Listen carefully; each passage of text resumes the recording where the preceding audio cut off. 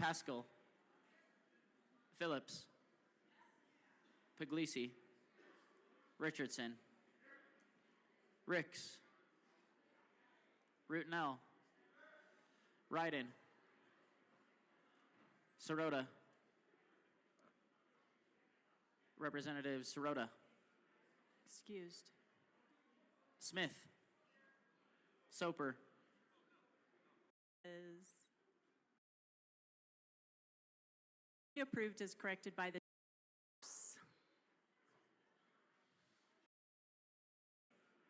Excused.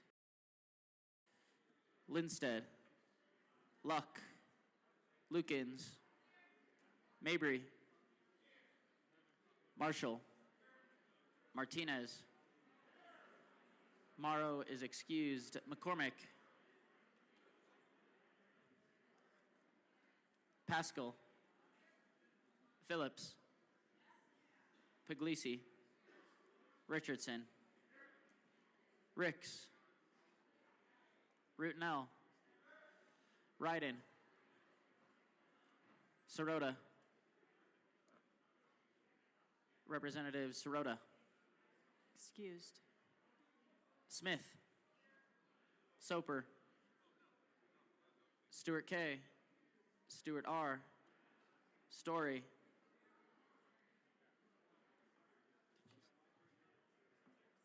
Representative Story, Sukla, Taggart, Titone, Valdez A is excused. Velasco, Weinberg, Wilford, Winter, Representative Woodrow is excused. Woog, Zokai, and Madam Speaker. Here.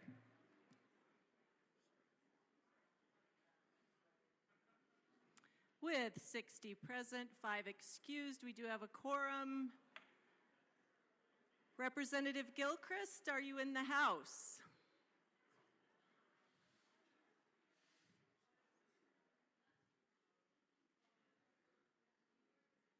There she is. Representative Gilchrist. Thank you, Madam Speaker. It's a pleasure to serve with you. It is a pleasure to serve with you. Thank you. Madam Speaker, I move the Journal of Friday, March 7, 2025, be approved as corrected by the Chief Clerk. Members, you've heard the motion that the Journal be approved as corrected by the Chief Clerk. All those in favor say aye. All those opposed, no. So sorry. The ayes have it. The motion is adopted. Members, we are moving on to business. Madam Majority Leader. Thank you, Madam Speaker. I move the following bills be added to the special orders calendar today, March 10th, 2025, at 10:15 a.m. House Bill 1240, House Bill 1154, and House Bill 1180. Seeing no objection, the bills listed by the Majority Leader will be added to the special orders calendar for today, March 10th, 2025, at 10:15 a.m. AML Bacon.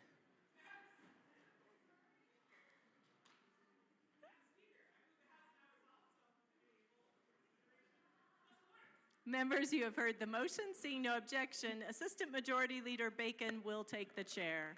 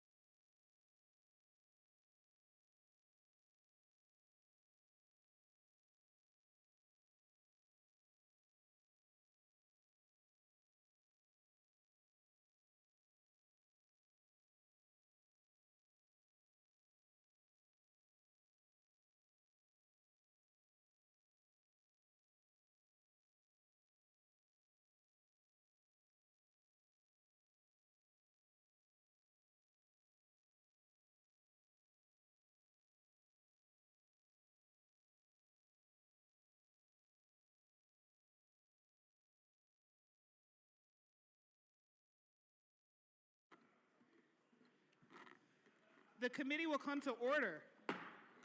With your unanimous consent, the bills will be read by title unless there is a request for reading a bill at length.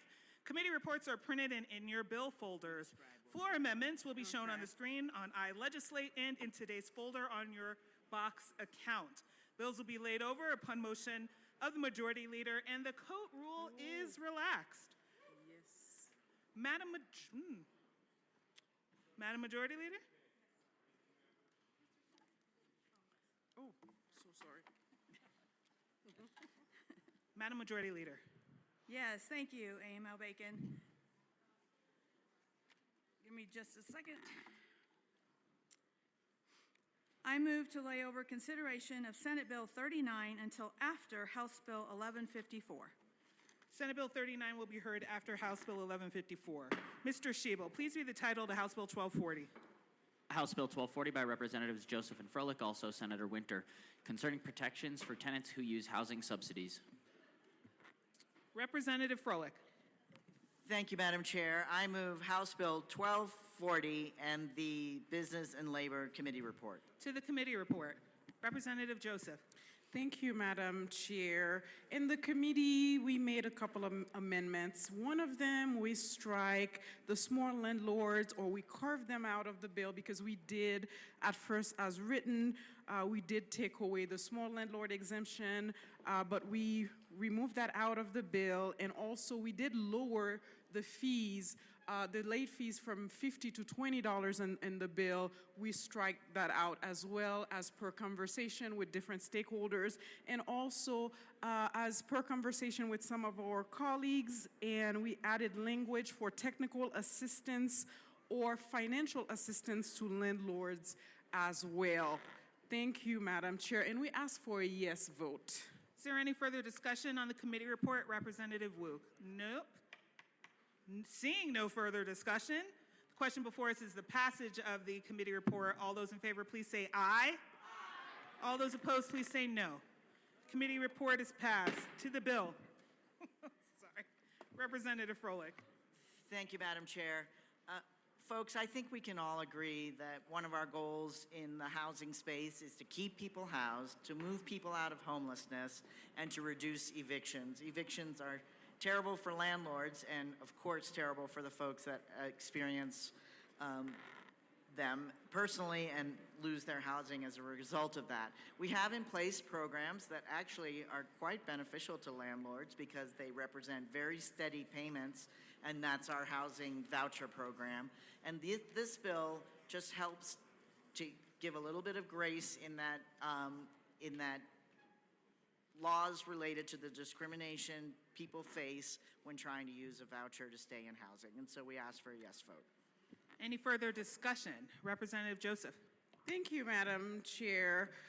I welcome the feedback by Rep. Froelich. And again, as noted, the bill strengthens source of income discrimination protection and cooperation with emergency rental assistance application and codifies the CARES Act. And we ask for a yes vote based on everything that you've heard here from Rep. Froelich. Thank you. Representative Armagast. Thank you, Madam Chair. I know a lot of people have already asked, looking at the voting record on this bill, why it came out, what was it, 7-0. There was a procedural issue in committee, and a few of us walked out, 6 of us to be exact. But with that, this is just one of those bills we were not okay with. It was going to be a 6-6 vote, but the issues are with the bill that it's really another bill that just goes after landlords and protecting tenants. More liberties for tenants and more restrictions and more overburden regulations and otherwise on landlords. And so this is another thing for those small businesses that's putting a leash and a choke collar on them that we continue to do in this building. So this is something we need to stop doing, but we need to stop this bill before it moves forward like we tried to do in committee. Vote no. Representative Woog. Thank you, Madam Chair. I'm blessed to be here. And I urge a no vote on House Bill 1240. We keep consistently hearing that our government's trying to make housing more affordable, but the problem is, and I think there's been 19 bills this year already that have come through that we've seen or are seeing that are, and like Representative Armagost just said,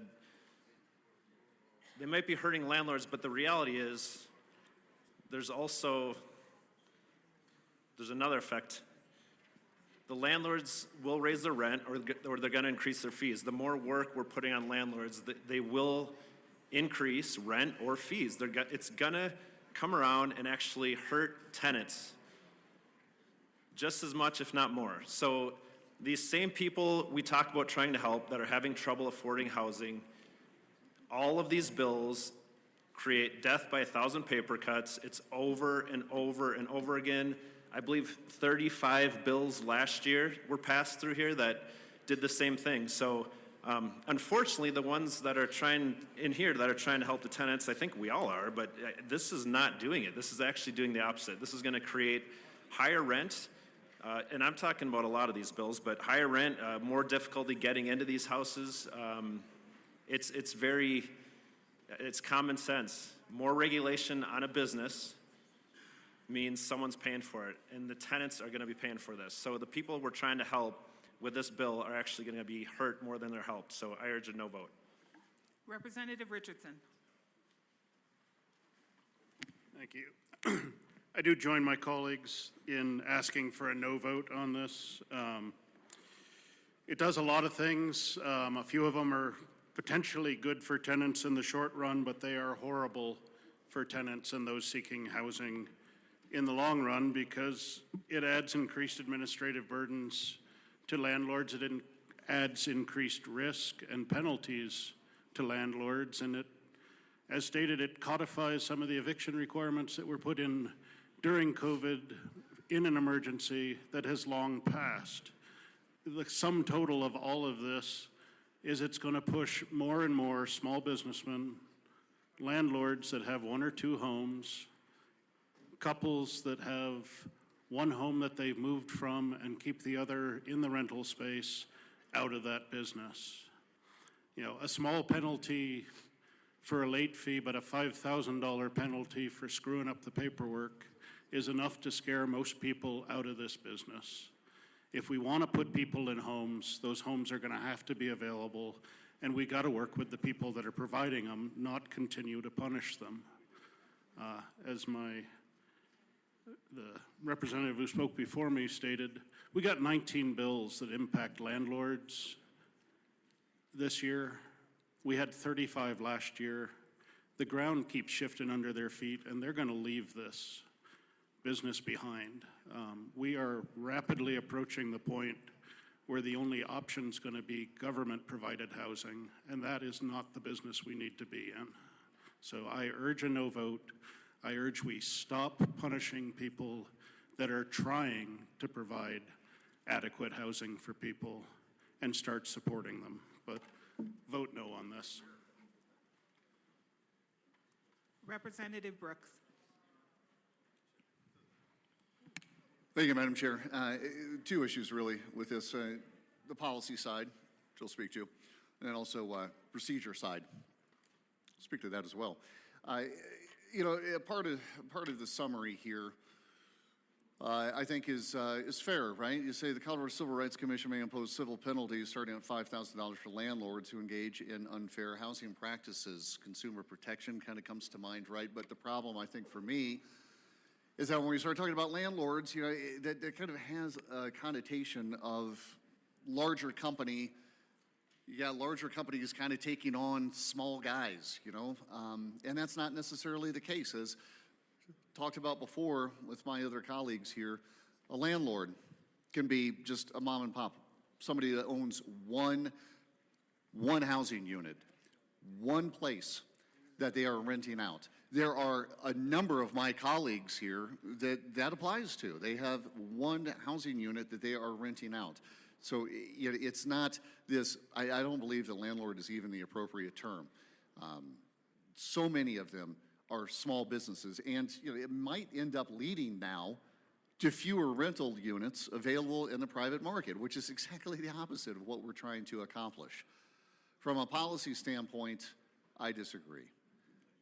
I do also want to speak again to the procedural piece of this that I was incredibly dissatisfied and very disappointed in.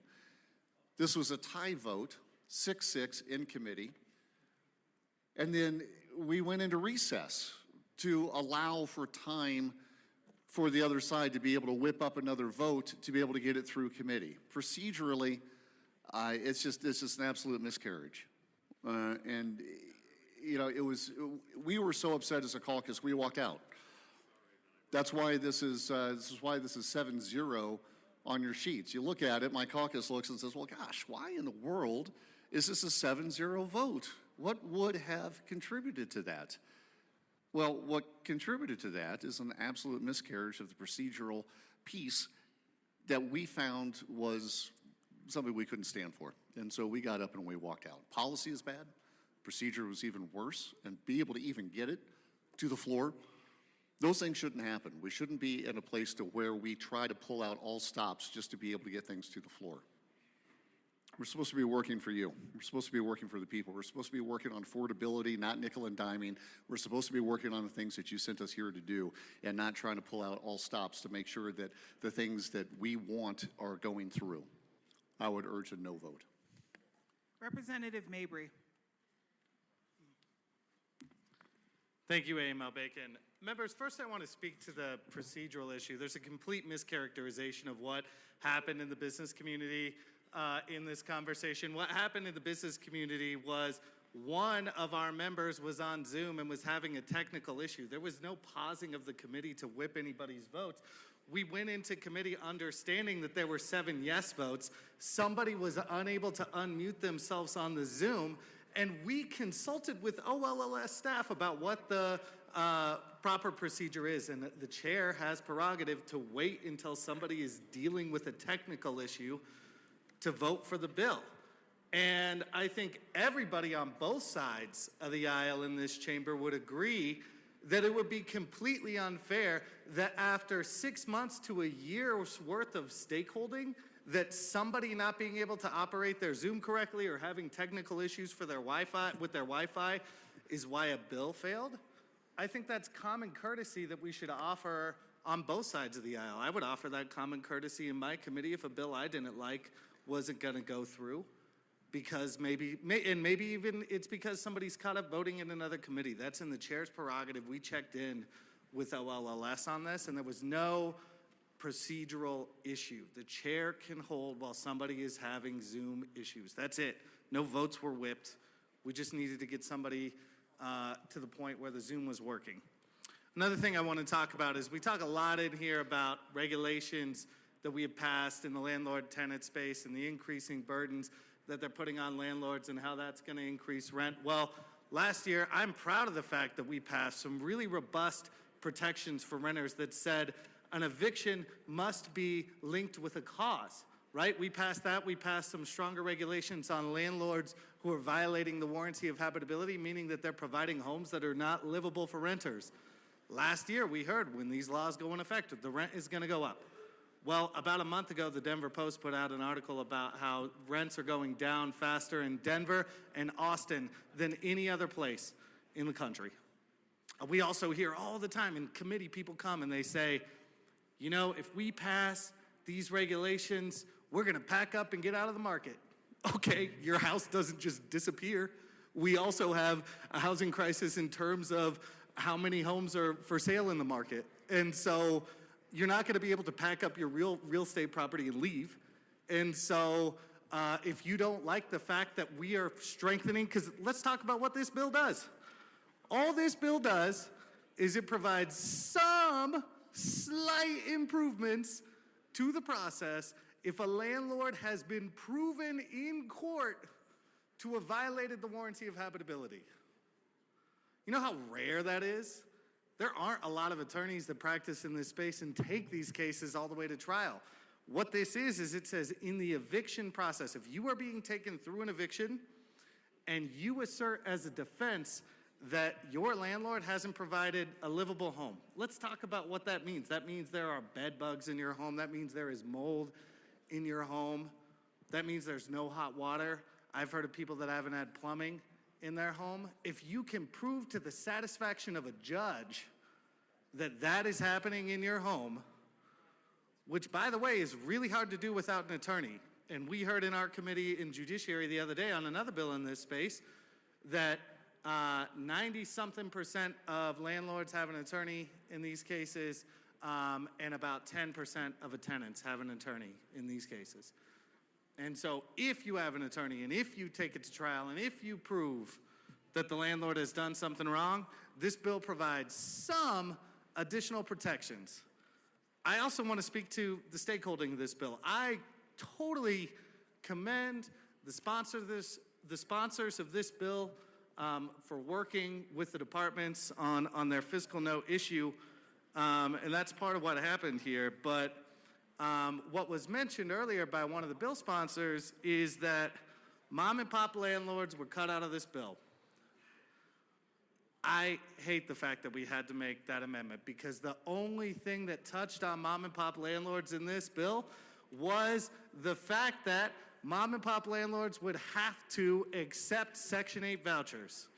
You know how the Section 8 voucher program works? The Section 8 voucher program is essentially a guarantee from the government that you're going to get all of the rent except for a third of your tenant's income. On the Section 8 voucher program, it's a three-way contract between the housing authority, the landlord, and the tenant.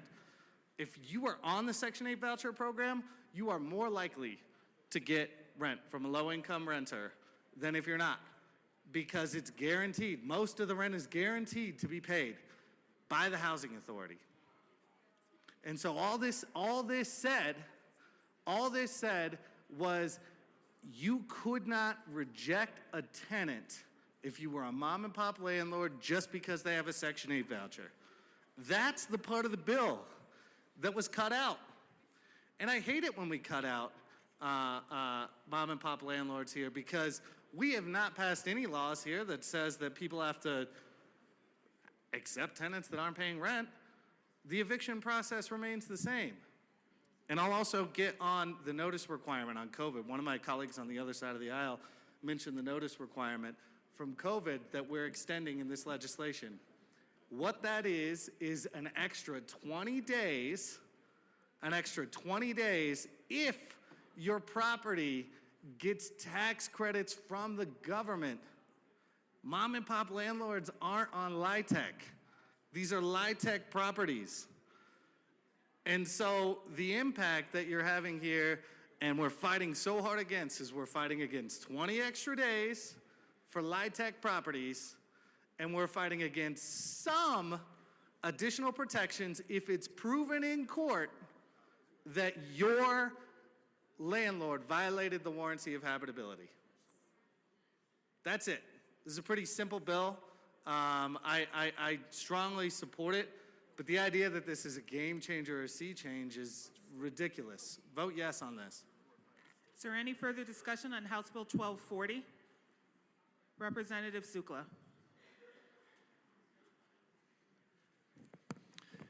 Thank you, Madam Chair. So I said on this committee, one thing that I heard from the other side was that there was already 7 votes. We already knew there was going to be 7 votes. What I do is I like to go to those committees and I like to listen to the witnesses. And then after I listen to the witnesses, then I make a decision. I think that's what the process of the committee is about. So we don't sit on the other side and say, okay, we got 5 votes for this or that or yet. What we do is we listen to the witnesses, and then we make a decision based on what the witnesses have said. I was a Montezuma County Commissioner, and I sat on the Montezuma County Housing Board. We had $32 million worth of property on there, and one of the things about the voucher program was there was a lot of houses out in the country that were participating in the housing in the voucher program. And so with this bill, if you just happen to have a house that has a little bit of mold, all of a sudden now we're going to kick them out of that. This bill right here is a bad bill, and it needs to have a no vote. Thank you. Representative Richardson. Just my colleague from the other side of the aisle made some points that are actually truly horrifying. And thank you, Madam Chair, for the opportunity to speak. So I neglected to say so last time, but yeah. So to get up and try to debate with an attorney, sort of like wrestling with a pig. Everybody gets dirty, the pig likes it. But what was admitted to here just a few moments ago was that it was a shame that small business people, mom and pop renters, were left out of this. That's abhorrent. It's easy to understand why people may despise large businesses because they're faceless, even though they employ a whole lot of people and drive our economy. But to say that you had hoped you could punish small businesses, small mom and pop landlords as well, is just horrifying to hear from the well. And as for rents going down in Denver, I'm not sure if that's true. If it is, maybe it's time to just take a pause. Maybe we've already fixed the problem and we shouldn't be tinkering anymore from this House. I urge a no vote strenuously. Okay,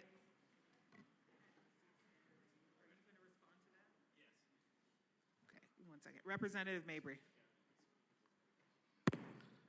Members, I did not say that we should be punishing mom and pop landlords. I actually just described what was in the bill. The only thing that was in the bill about mom and pop landlords was that the source of income discrimination law that would require a landlord to accept a Section 8 voucher would apply to small mom and pop landlords. That is not punishing them for any wrongdoing. That just says that there is an additional incentive for them to participate in the Section 8 voucher program. To characterize it as punishment that you would have to accept somebody who has a Section 8 voucher is ridiculous, because the Section 8 voucher program guarantees almost all of the rent to the landlords that are participating in the program. That's it. I didn't say anything about the provisions of the bill that harm wrongdoers, because that's already set out in different areas of the law.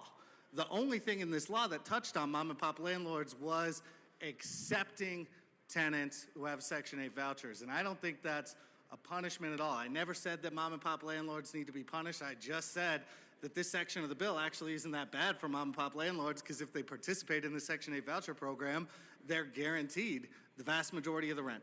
Never said anything about punishing mom and pop landlords. Thank you. Representative Garcia-Sander.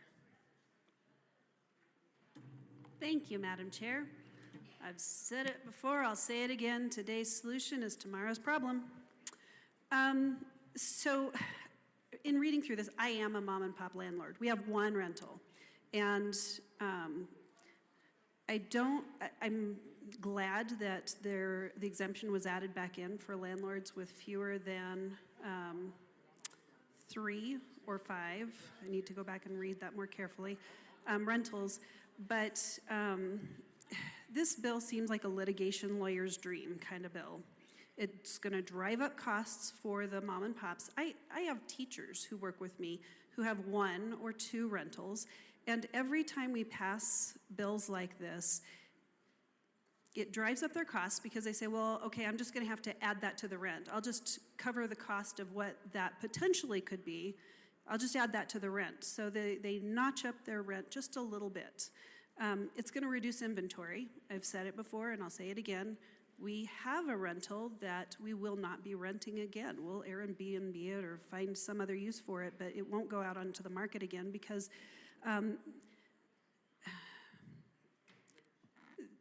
this bill establishes a minimum penalty amount of $5,000 if a person commits any of certain unfair housing violations, and the violation concerns discrimination on the basis of an individual's use of a housing subsidy. That is so wide open to litigation and gray. Go after the offenders. This is not every landlord. This is not every property owner who rents their property. Go after those offenders when that comes up, but you are blanketing all landlords with language that implies that they're guilty before charged. Today's solution is tomorrow's problem. Please vote no. Representative DeGraff.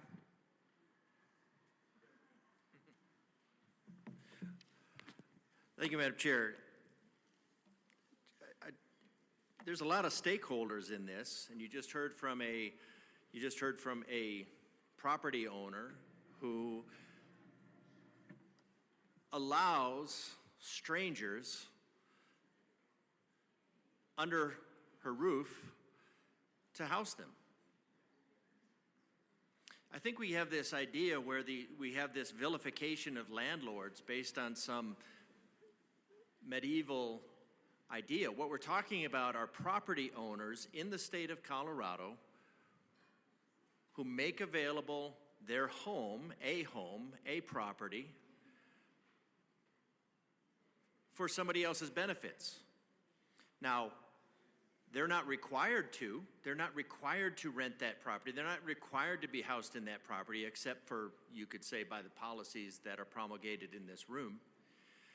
And this is just another example where there is no problem the government can't make worse with a solution. And this solution will be tomorrow's problem. Because you've already heard one rental is going to be off the market for bills like this. I can say property I would like to rent is off the market because of bills like this, because of bills like last year. Those are properties that are not there. They're not available. They're not available for teachers, firemen, small endangered mammals, everybody that you list, who it is. And so I think one thing that we have to do is we have to go back and listen to the property owners. It's not a crime to own a property. Well, it's becoming a crime to own a property, but it should not be a crime to own a property. I know that Uncle Carl's top thing on the agenda to get rid of the middle class is the abolition of private property. But that just creates a feudal state where everybody's a slave. And we should want to avoid that. And what we're doing, the government is continually inserting itself into this market. Why do we not talk to the the people and say, the people who own the properties, and say, why would you not want to rent to Section 8 housing? Because there's a market. There is a definite market there, and it has a supply side of cash behind it. But instead of getting to the root of the problem of why they might not want to accept Section 8 housing, and I don't know why they might not, they get 2/3 of the rent. They get the rent up to 1/3 of the income. Who knows how much that income is? But Section 8 housing is always dependent on the processes of the government,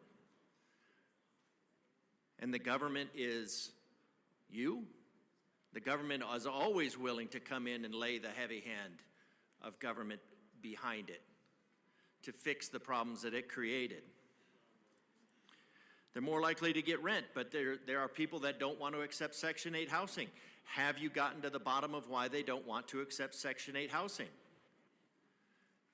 Is it a mandatory thing now that they become servants of the government by putting their property up for rent, that they have to do the bidding of the government?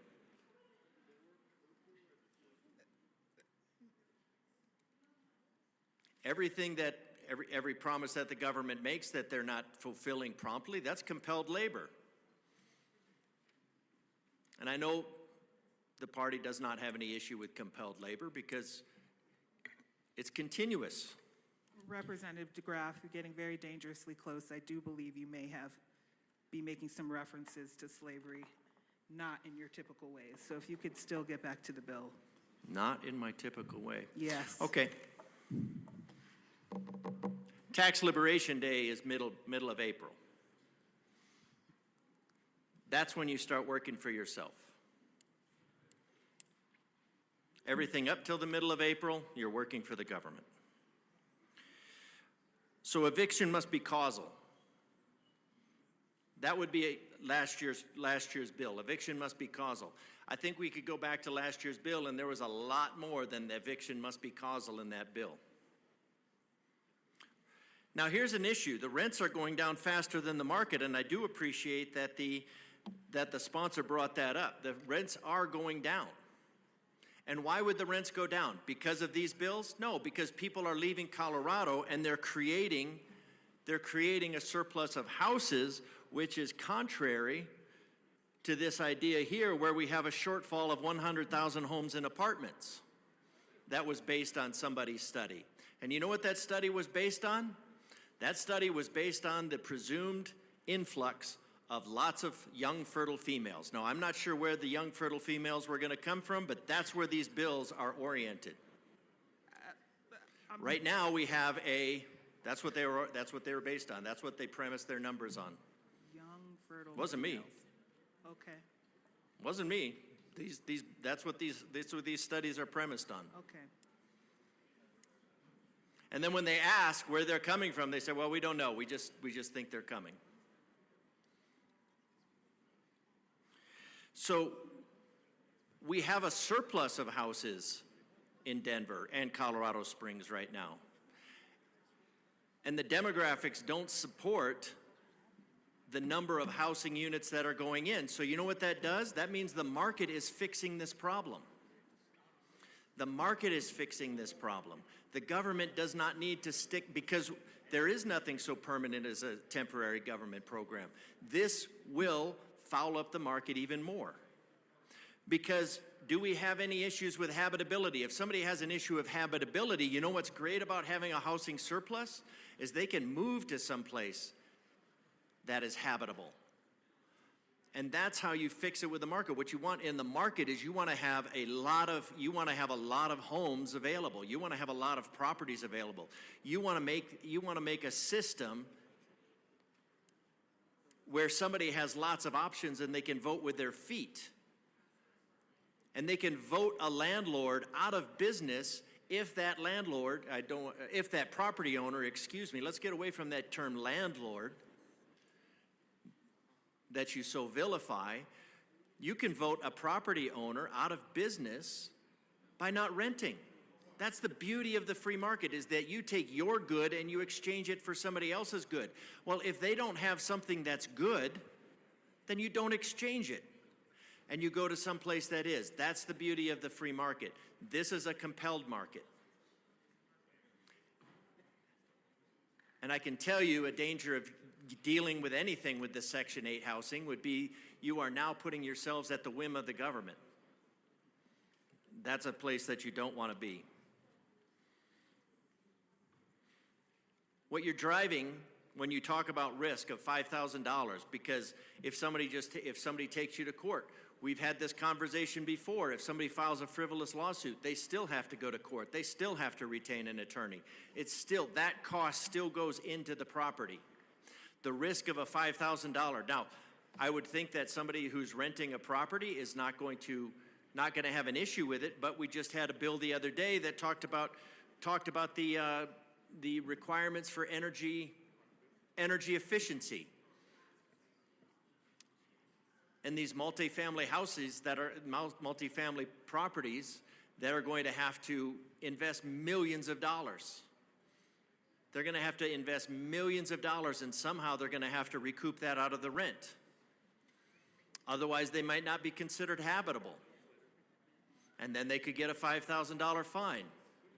So the thing that we should do if we want to make housing affordable is you should make housing affordable. How do you make housing affordable? Well, you could lower the cost of energy. You could lower the cost of regulation. We're looking at right now homes, $25,000 of new regulation. We're looking at requiring everything be handicap accessible. We're looking at another $30,000. We're looking at wildlife urban interface, and who knows what that's going to be. We're looking at probably an extra $100,000 in the cost of a home, and that even if it's not directly to that rental, it applies because it drives up the market. So, but instead of looking internally and saying, what can this group do? What has this group done? What has this General Assembly done to drive up the cost of housing? It just says, oh, we've driven up the cost of housing, so we're going to require the citizens of Colorado to take the brunt of that. We don't want to ask them why they might be disinclined to rent a property. We'll just require that they rent a property. We might not ask them why their house would be uninhabitable, but we have a process for that. You go to the Planning Commission and you say, this house is not habitable. And the Planning Commission is going to have to send somebody out there. They're going to have to evaluate whether that home has a certificate of occupancy. If that home is uninhabitable, it shouldn't have a certificate of occupancy, and that home can't be rented. So there's already a process in place, yet you're circumventing a process of government that you're saying does not work, and you're making it a lawfare solution. You're making it a legal solution. You're telling people that they need to take it to court. So what you're telling the local governments is that they can't handle their own processes. Well, if the local governments can't handle their processes, that's a whole different issue, but you don't take it out on the property owner.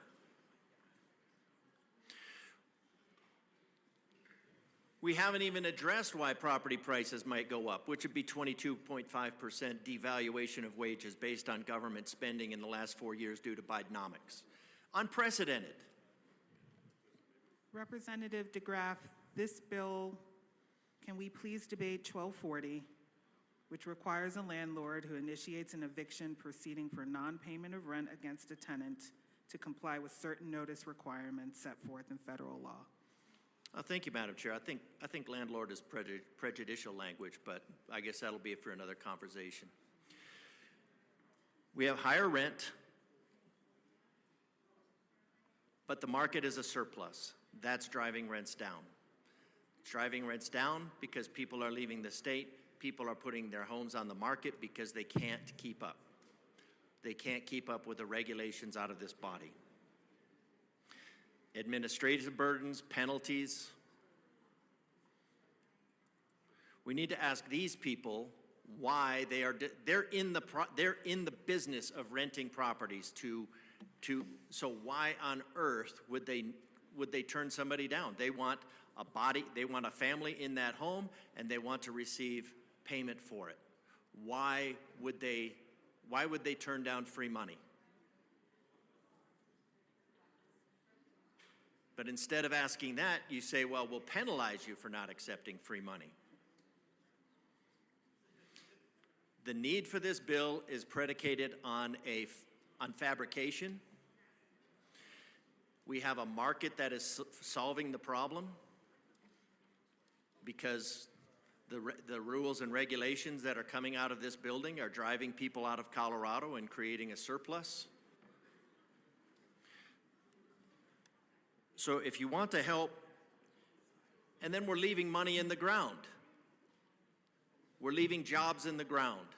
We're leaving that circular. So we're taking away the means of the people to pay their rent, and then the only solution that you can come up with is to penalize the people, the property owners that are willing to engage in the rental market, still and do that, and you're doing these things that will push those properties into corporate ownership, make them less affordable. Because the algorithm to fix rent is called Monday morning staff meeting at that point. So this body, yes, we need to look at how to make things more affordable, and the way to make things more affordable is to stop making them less affordable. The bill mill needs to slow down, do a little introspection as to taking ownership for the reason that the market is so screwed up. I mean, that's kind of a pipe dream. It's not going to happen. You're just going to continue to impose rules, regulations, and fines and fees on the citizens of Colorado. So I ask for a no vote on this. Ask for some introspection and some evaluation of what needs to be done out of this room to get this room out of the rental market and restore the market.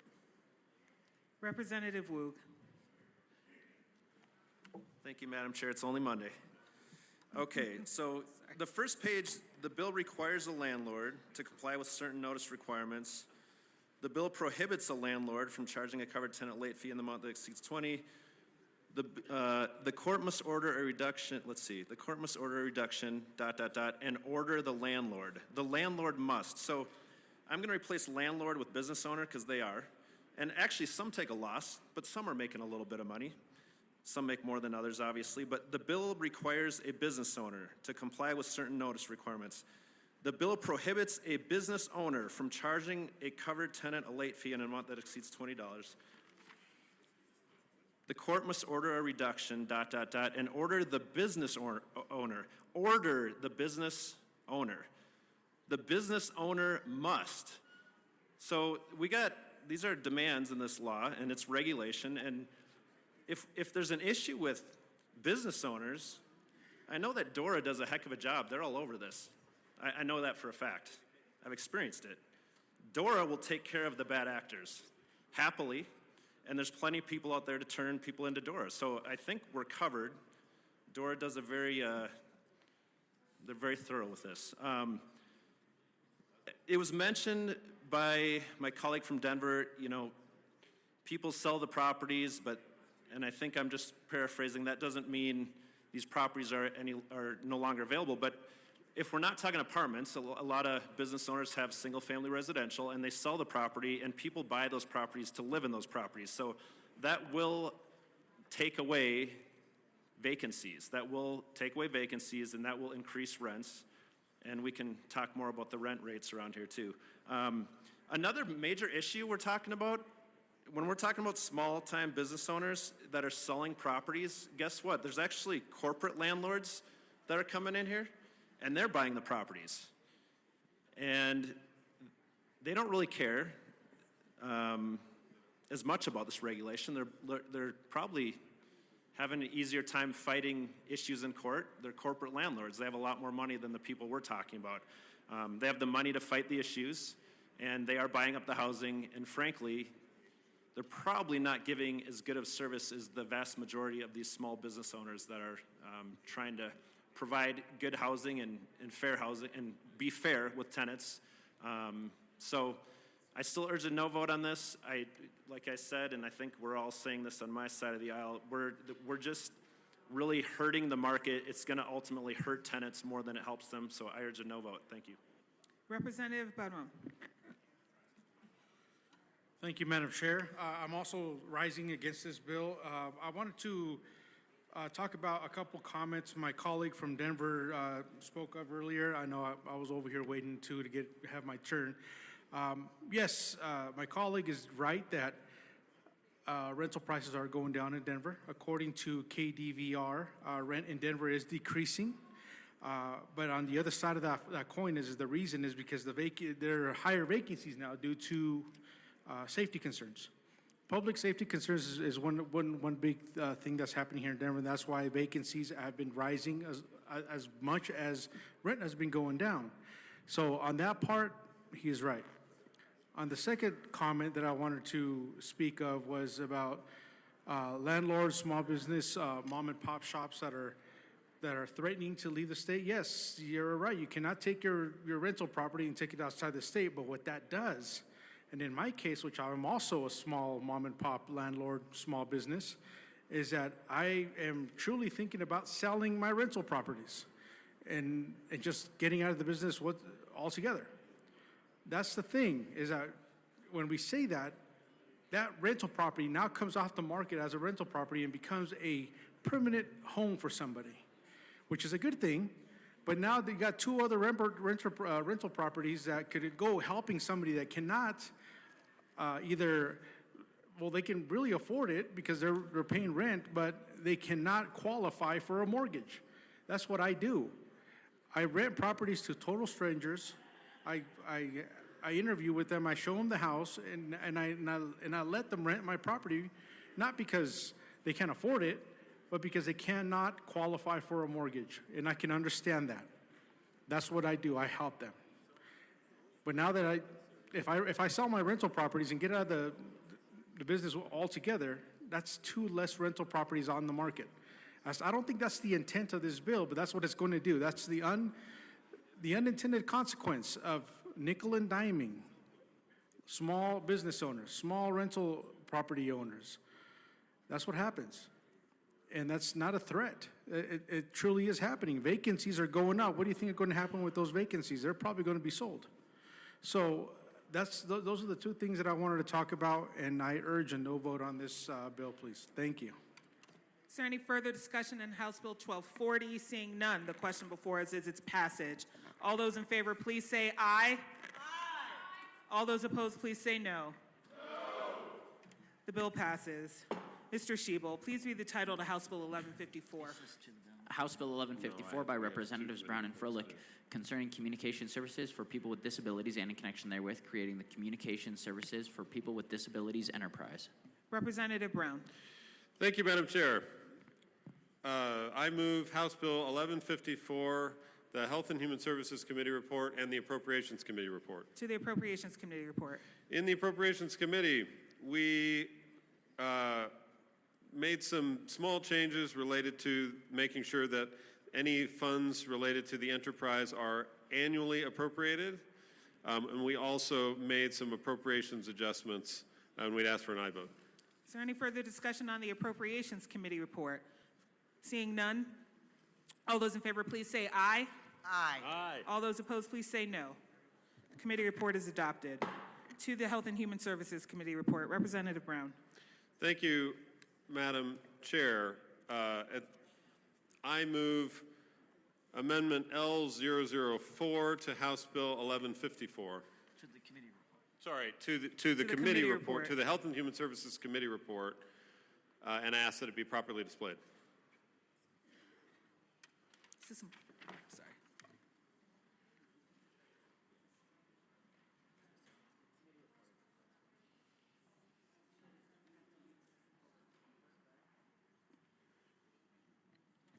Okay, L4 is properly displayed. Representative Brown? Thank you, Madam Chair. This amendment makes some technical, very technical changes to our bill, including a typo that misspelled the word Colorado. And so we'd ask an aye vote. I believe, is that an is? How do you say it? Colorado? There's a one in the middle of Okay, Colorado. there's a one. Oh, that's a one. It's not even. one. Is there any further discussion on House Bill? On L4, Amendment L4. Seeing none, the question before us is its passage. All those in favor, please say aye. Aye. All those opposed, please say no. L4 is passed. To the committee report, Representative Froelich. Thank you. Please say no. The committee report is passed. To the bill, Representative Froelich. Thank you so much, Madam Chair. We heard amazing testimony in committee from the disability community that makes this live in under one place, which is the Commission on Deaf, Hard of Hearing, and Deaf Blind, and puts all the programs and services and the funds, resources into that one place and allows for these services to be continually appropriated and continually given to the community or accessed by the community. And so this bill is tremendously meaningful for the disability community, came to us from them, was crafted by them, and this is something that they've been fighting for. So I ask for a yes vote. Representative Brown. Thank you, Madam Chair, and I want to thank my co-prime sponsor for her amazing partnership and leadership on this particular bill. As she said, this bill comes out of the needs of the disability community, and we have been so honored to be able to work closely with them on this particular bill. It does create a structure within CDHS that moves the Commission on Deaf, Hard of Hearing, and Deafblind and its related programs into this new structure, and it creates a board for that structure, and it gives the governor the authority to appoint that board. It's so important that we not only protect the funding for these vital services for the deaf, the hard of hearing, the deafblind, including things like relay services, which allow people to communicate on the phone with their loved ones or with their friends, or just to interact in everyday life. It's important that we protect that funding and that we create structures that will allow for this funding to be here for years to come. So we appreciate your aye vote, and we look forward to the discussion today. Thank you. Representative Bradley. Thank you, Madam Chair. For my caucus, I just want to tell you a little bit about this bill. It is creating an enterprise, which creates new fees. And the reason we create an enterprise is to collect fees to circumvent the people of Tabor in order to give services to a group of people while others continue to struggle for necessities and groceries. We already collect 15 cents per line. They're already making money towards this community, and I wish we had money to give to all of our communities, but unfortunately we don't. And the enterprise is governed by a board of directors appointed by the governor. It is designated as an enterprise for the purposes of Tabor, and any fee revenue collected is required to be less than $100 million over its first 5 years of operation, which means voter approval is not required. We can't keep doing this. We're $1 billion in debt. We can't keep going after Tabor. It's the one thing that's making us responsible in the state. And the voters keep telling us, please keep your hands off of Tabor. Please keep your hands off of Tabor. We're going to vote for it again. Please keep your hands off of Tabor. And so now we have made the decision, Taxpayer Bill of Rights. I should stop saying Tabor. Taxpayer Bill of Rights.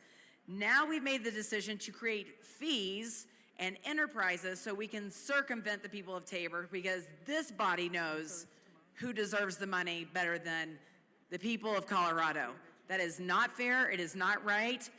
Put this bill, kill this bill. It's not good governance. There's people in Colorado struggling with basic necessities, groceries, the cost of inflation.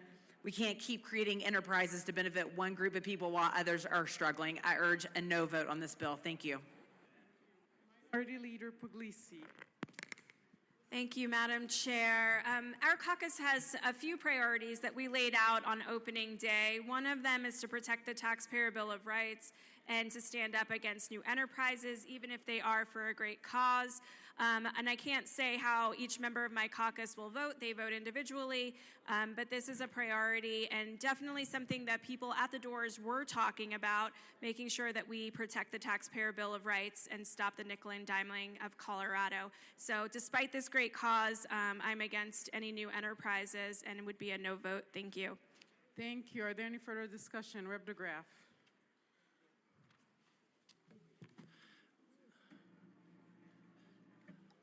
Thank you, Madam Chair. One of the things that we all took an oath to, depending on, regardless of how you feel about it, is the support of our Constitution. And one of those things in the Constitution is the Taxpayer Bill of Rights. Now, I know there's a lot of opposition in this room to having taxpayers having any sort of Bill of Rights, but it's in the Constitution. And so we have this thing of the Constitution where we are supposed to work within the Constitution. And one of those things in the Constitution is the Taxpayer Bill of Rights. Now we know that these enterprises, they are contrived to circumvent the Taxpayer Bill of Rights, to circumvent the rights of the taxpayers. This bill creates yet another enterprise.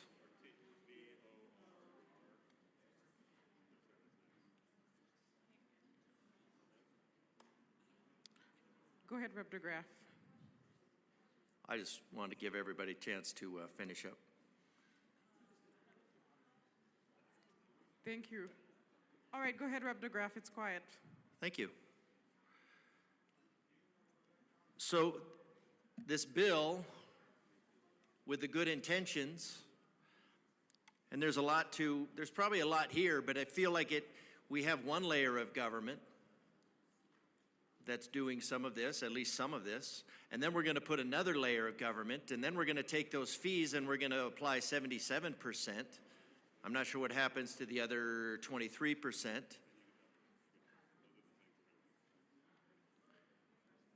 But why do we need, if this is a priority, why is it pushed off on the side? Why is it so important to circumvent the Taxpayer Bill of Rights? Once again, circumventing the Taxpayer Bill of Rights for your good intention. If it's a good program, make it a priority. Let's have it. Let's have this discussion. Let's put it in the actual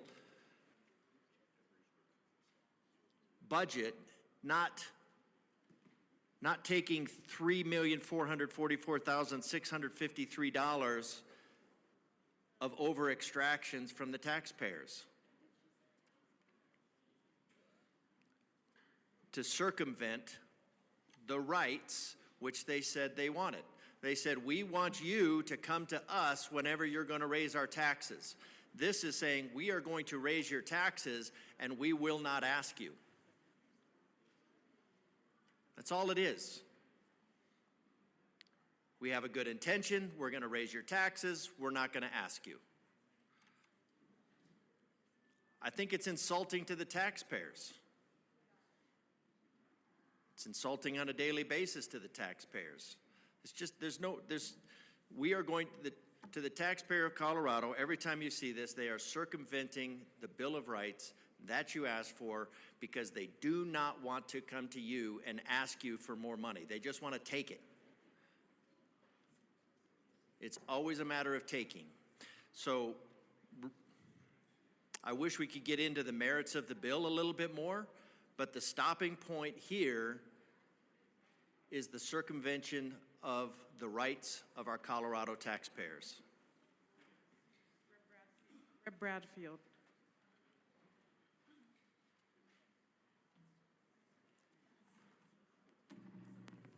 Thank you, Madam Chair. I too rise and come up here and speak in opposition to this bill. In fact, one of my former bills had to do with this Colorado Commission for the Deaf, Hard of Hearing, and Deafblind, and was setting up permanent, not permanent, but allowing them to continue for the next couple of years because they had a sunset. And so I wonder if the sponsors of this bill had an issue with the committee, and were they not doing the job that they had been charged to do. The money comes from a tax put on our cell phones. We pay it monthly, and it's telephone users with disability fund. And they use that money to anybody across the state that has a hearing or vision problem to help them find and get communication services that will allow them to live more comfortably. This was setting up a committee that is appointed by the governor and to do exactly what the commission was doing. And so I think the commission was doing just fine. So I don't see a need for this bill and urge a no vote. Thank you. Rep. Stewart, and then Rep. Garcia Sanders. Thank you. Thank you, Madam Chair. It is a pleasure to serve with you. It is truly an honor to serve with you. So I stand up here as the mother of a deaf child, and I am asking for you to please vote yes on this bill. Thank you. Thank you. Rep. Garcia Sanders. Thank you, Madam Chair. So this bill may provide benefits to people who have disabilities, but only if it can be self-funding. Consistently, when these enterprises are created, they become a burden on taxpayers. And as of fiscal year 23-24, the Colorado Commission for the Deaf, Hard of Hearing, and Deafblind received $3.18 million in total funding from both reappropriated funds and the general fund. For an agency to be an enterprise, it must receive no more than 10% of its funding from government subsidies. If the communication services for people with disabilities enterprise is to remain an enterprise without cutting any services or superficial costs, it must bring in $2.86 million in cash funds. This bill will create an enterprise that will utilize transferred funds, essentially making this enterprise not an enterprise within its first year, and make the $3.5 million in fees not applicable to TABOR refunds due to the enterprise status of this program. Fees like this really are taxes, and this circumvents TABOR. We probably already have too many enterprises as it is now. It's a well-intended bill but it does offend TABOR and those who voted for it. Please vote no. Thank you, Rep. Garcia Sanders. Rep. Hartsook. Good morning. Thank you, Madam Chair. Thank you.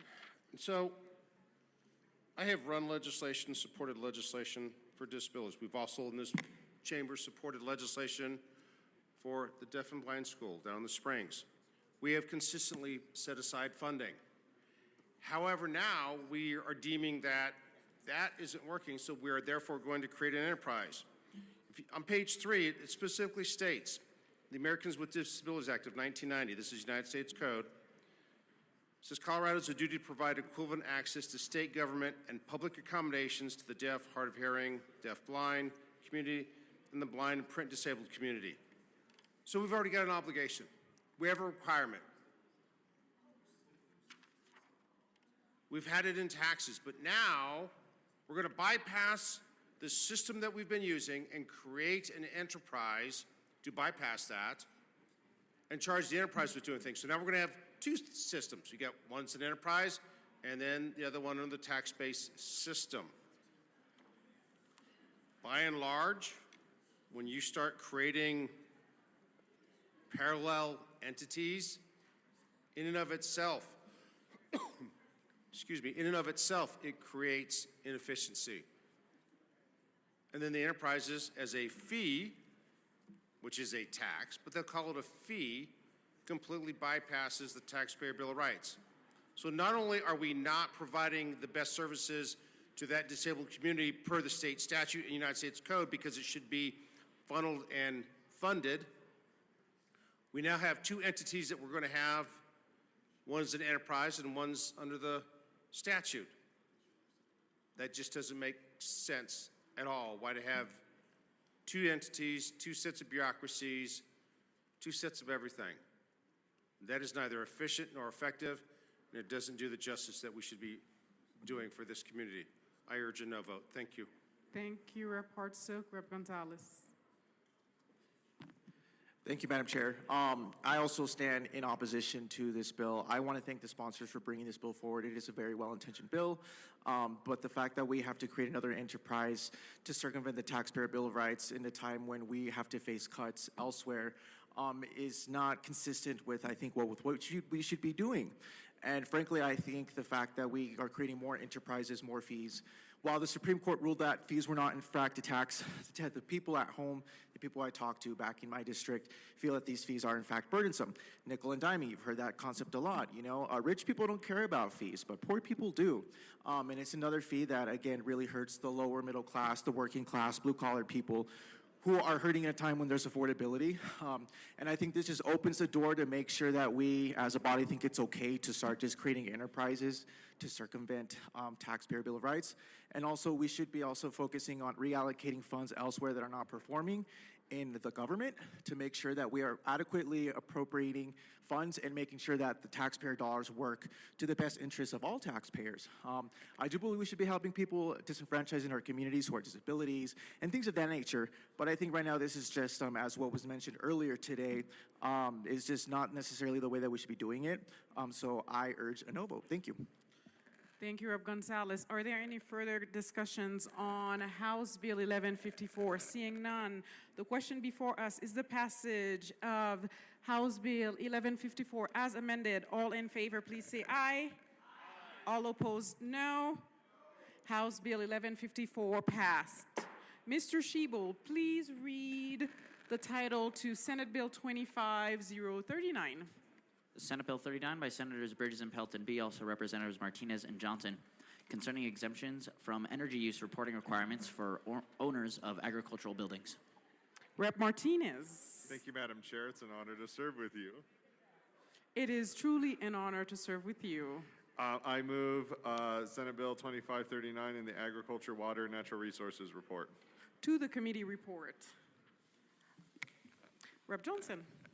Madam Chair, I move L006 to Senate Bill 039 to the committee report. To the committee report. And we ask that it be properly displayed. Yes, let's see.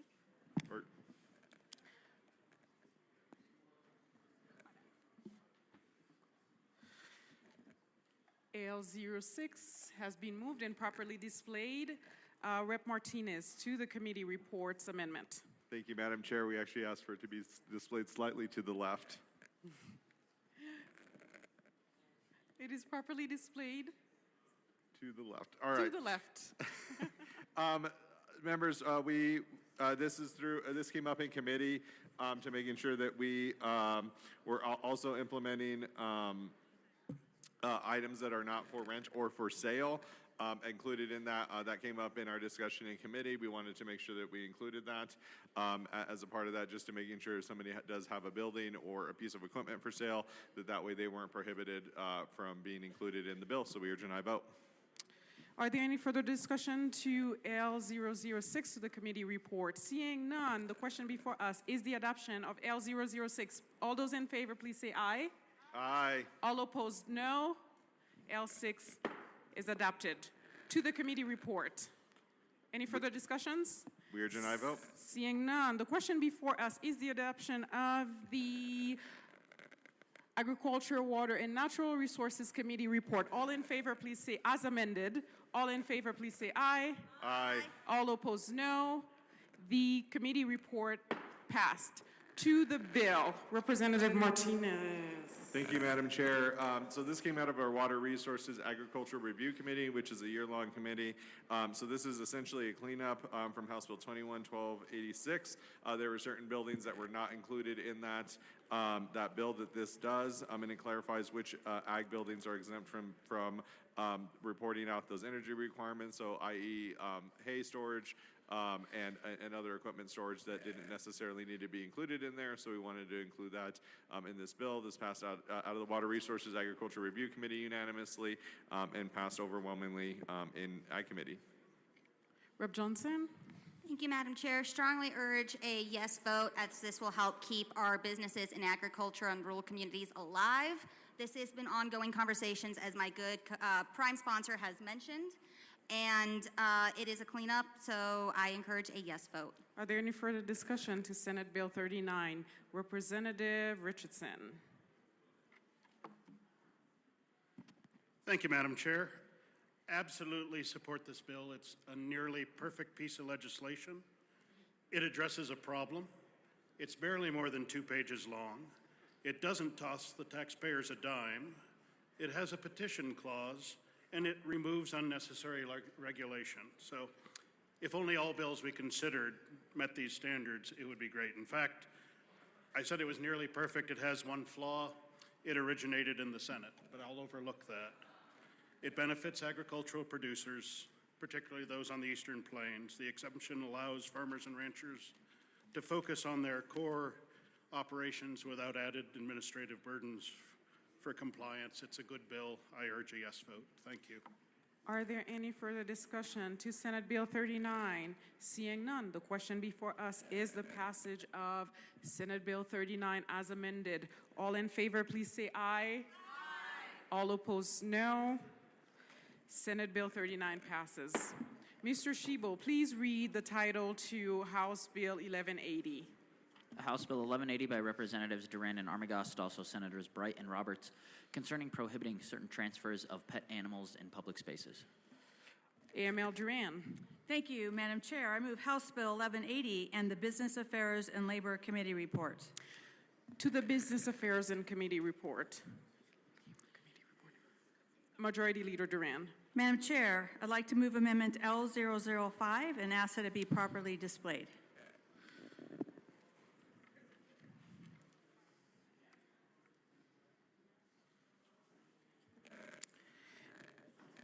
L005 is properly displayed and moved. To the amendment, Majority Leader Duran. Thank you, Madam Chair. So L005 amends the committee report to ensure that a pet animal is present at the public space and exempts hunting dog breeds and trained for lawful hunting, and I ask for a yes vote. Are there any further discussion to L005? All in favor? Seeing none. All in favor, please say aye. Aye. Those opposed, no. The amendment is adopted. To the committee report, Majority Leader Duran. Thank you, Madam Chair. In committee, we passed 2 amendments that made it clear that local governments are still able to make their own rules about this issue, and we additionally exempted AKC and other registered dog breeders who transfer dogs at licensed shows and events. We also made clear that the exemption for livestock is for the sale of livestock, not just sale at livestock events. Are there any further discussion to the committee report? Seeing none, the question before us is the adoption of the Business Affairs and Labor's Committee report. All those in favor, please say aye. Aye. Those opposed, no. The Business Affairs and Labor Committee report is adopted. To the bill.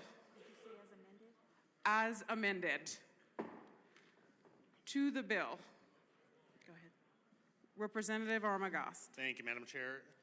This is a bill that comes forward to help keep accountability for people that are selling animals in public spaces and pet animals in public spaces. I know in my district this is an issue where we do have people selling pet animals out of the back of their car in parking lots of sporting goods stores, things like that. With this bill, the surprising thing is in anything animal legislative bills, there's always some sort of contradiction and conflict. This is the first time we've had everyone on board. We did have some people that came forward with concerns where this might bleed into the sportsmen, this might bleed into agricultural animal exchanges and transfers and things like that. We've addressed all those issues, and in the amendments that we made for the sportsmen, one of the concerns was hunting dogs. The houndsmen were concerned with this affecting them to be able to conduct business transfers with animals, but also in the agricultural, making sure that it excluded livestock, anything livestock related. This is specifically for pet animals. So with all the stakeholding we were able to do, it was great to be able to have those conversations, even some of them that were last minute, but it was good that we were able to help clarify and bring people to a good space, good place in this bill. So I encourage a yes vote. Is there any further discussion to House Bill 1180? Seeing none, the question before us is the adoption of House Bill 1180 as amended. All those in favor, please say aye. Aye. All those opposed, no. The ayes have it. House Bill 1180 as amended passed. Madam Majority Leader. Thank you, Madam Chair. I move the committee rise and report. You've heard the motion. Seeing no objection, the committee will rise in report.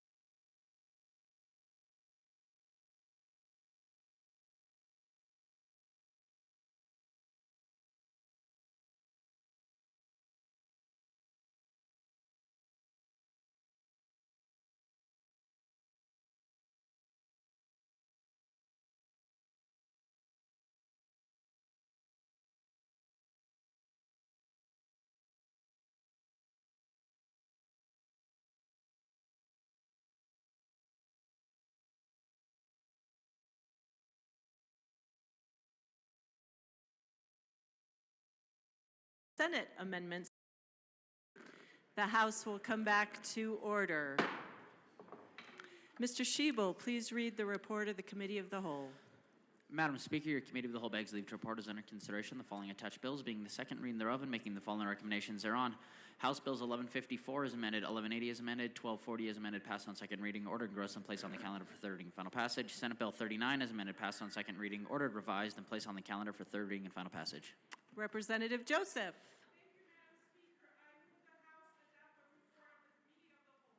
Members, you have heard the motion. There are no amendments at the desk. The motion before us is the adoption of the Committee of the Whole report. Mr. Schiebel, please open the machine and members proceed to vote.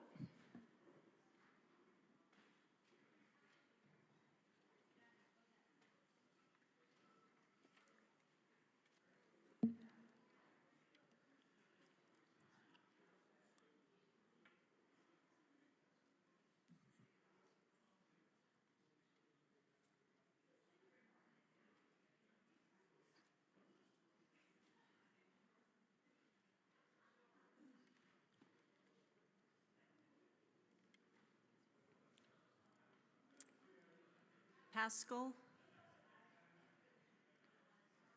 Lindsay is excused.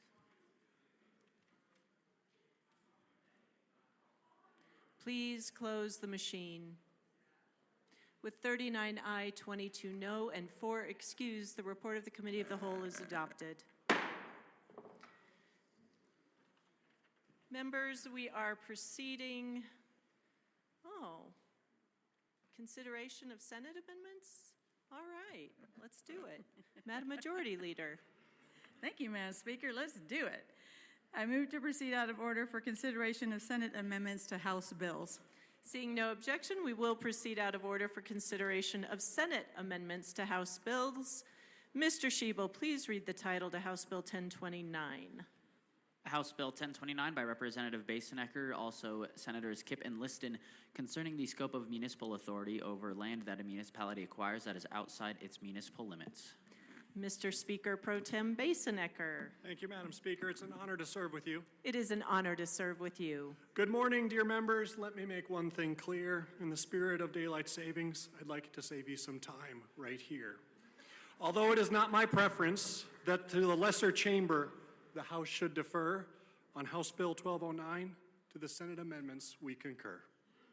Madam Speaker, I move that the House concur in Senate amendments to House Bill 1029. The motion before us is to concur with Senate amendments to House Bill 1029. Mr. Schiebel, please open the machine and members proceed to vote.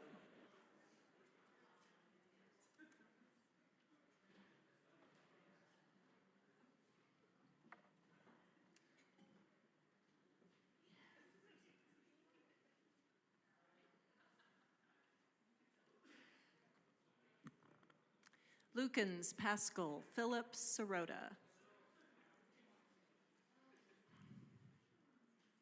Please close the machine. With 40 aye, 21 no, and 4 excused, the motion to concur is adopted.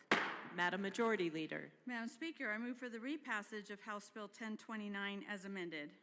The motion before us is the repassage of House Bill 1029 as amended. Mr. Schiebel, please open the machine and members proceed to vote.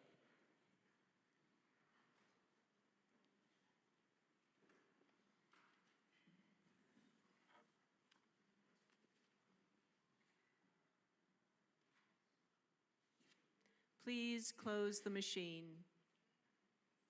With 40 aye, 22 no, and 3 excused, House Bill 1029 as amended is repassed. Co-sponsors.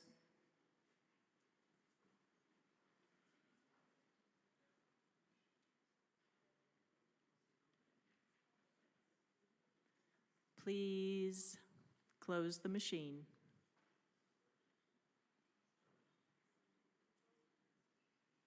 Mr. Schiebel, please read the title to House Bill 1114. House Bill 1114 by Representatives Carter and Espinoza, also Senators Gonzalez and Weissman, concerning allowing the defense to review a tangible object in preparation for a criminal trial. Representative Carter.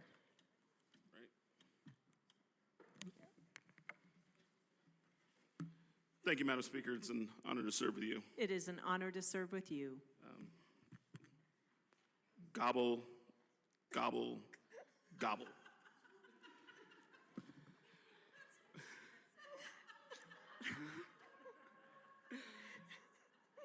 Madam Speaker, I move that the House concur with the Senate amendments to Bill 1114. Yes, he I did. move. He did move. Members, do you want to explain? Representative Espinoza.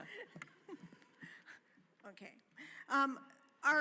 The other chamber had to address this bill by adding 2 words, designated and. We concur in those 2 words. And ask for an aye vote.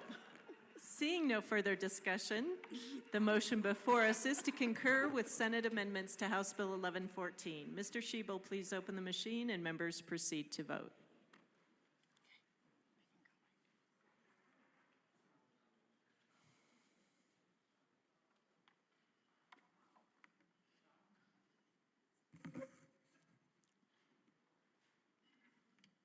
Please close the machine. With 41 aye, 21 no, and 3 excused, the motion to concur is adopted. Madam Majority Leader. Madam Speaker, I move for the repassage of House Bill 1114 as amended. The motion before us is the adoption of House Bill 1114 as amended, not adopted, but repassed as amended. Mr. Shebel, please open the machine and members proceed to vote.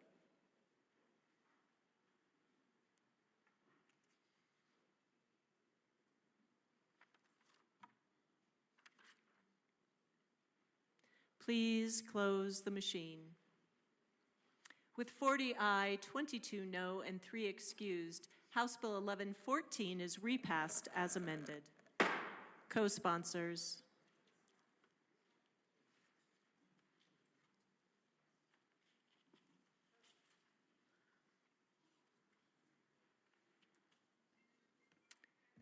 Please close the machine.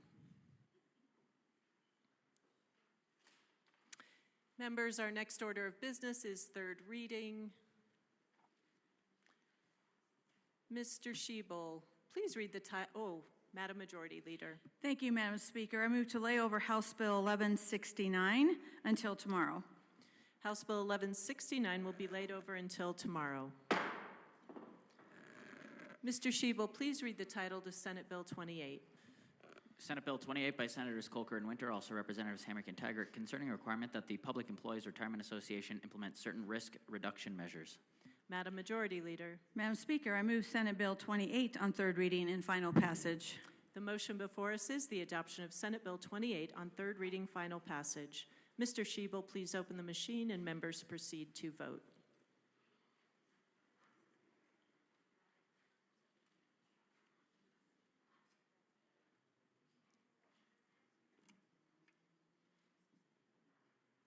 Please close the machine.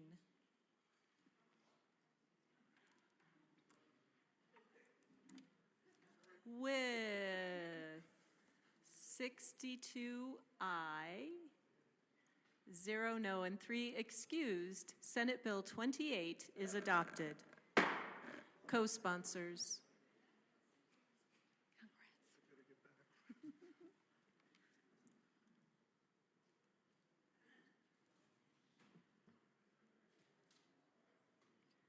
Please close the machine.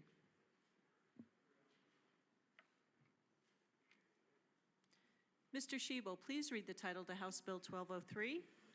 House Bill 1203 by Representatives Winter and McCormick, also Senators Pelton, R. and Mullica, concerning cell-cultivated meat and in connection therewith prohibiting the misbranding of cell-cultivated meat as a meat product and requiring cell-cultivated meat to be clearly labeled as cell-cultivated meat. Madam Majority Leader. Madam Speaker, I move House Bill 1203 on third reading and final passage. The motion before us is the adoption of House Bill 1203 on third reading and final passage. Mr. Shebel, please open the machine and members proceed to vote.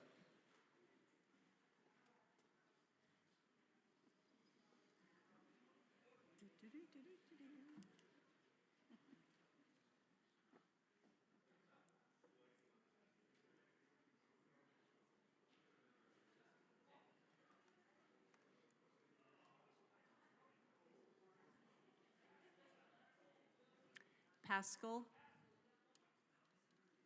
Please close the machine.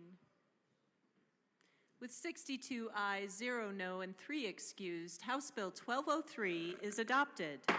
Co-sponsors.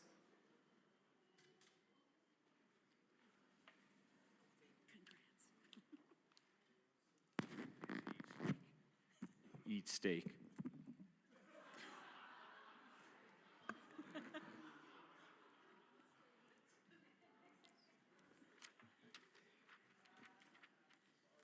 Please close the machine. I'll own it. I'll pay it. Mr. Shebel, please read the title to House Bill 1185. House Bill 1185 by Representatives Froelich and Wilford, also Senator Weissman, concerning court proceedings for a parent-child legal relationship when the child was conceived as a result of a sexual assault. Madam Majority Leader. Madam Speaker, I move House Bill 1185 on third reading and final passage. The motion before us is the adoption of House Bill 1185 on third reading, final passage. Mr. Shebel, please open the machine and members proceed to vote.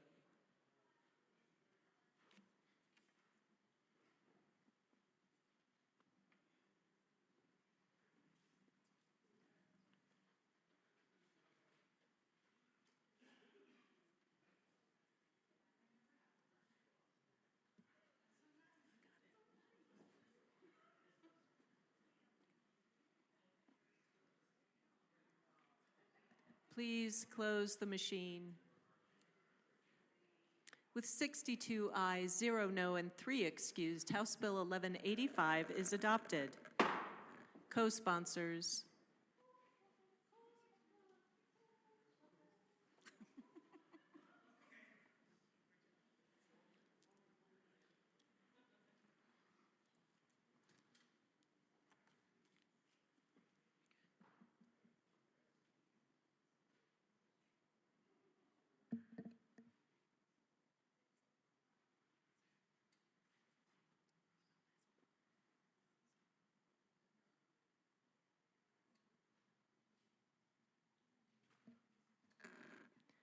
Please close the machine.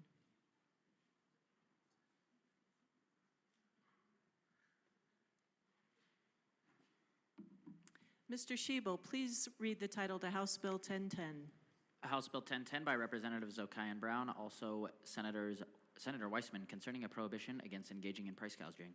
Madam Majority Leader. Madam Speaker, I move House Bill 1010 on third reading and final passage. The motion before us is the adoption of House Bill 1010 on third reading, final passage. Mr. Shebel, please open the machine and members proceed to vote.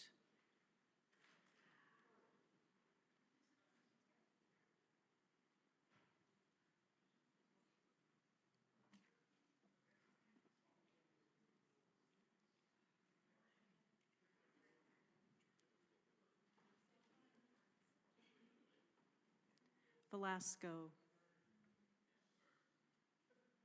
Please close the machine.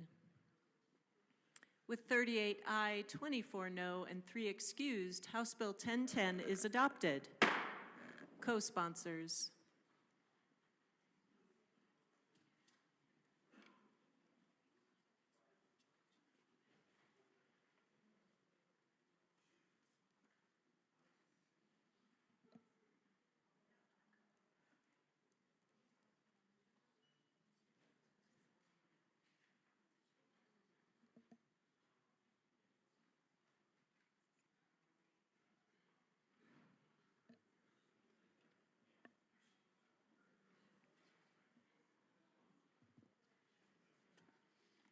Please close the machine. Madam Majority Leader. Thank you, Madam Speaker. I move to lay over House Bill 1238 until tomorrow. House Bill 1238 will be laid over until tomorrow.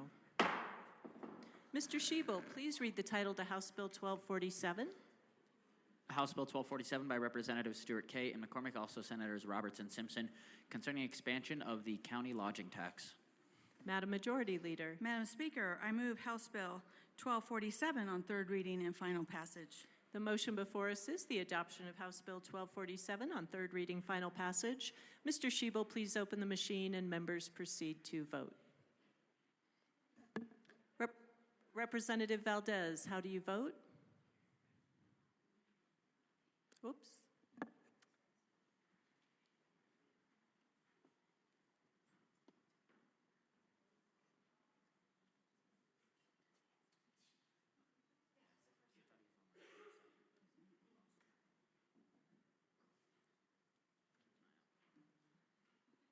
Please close the machine. With 42 aye, 20 no, and 3 excused, House Bill 1247 is adopted. Co-sponsors.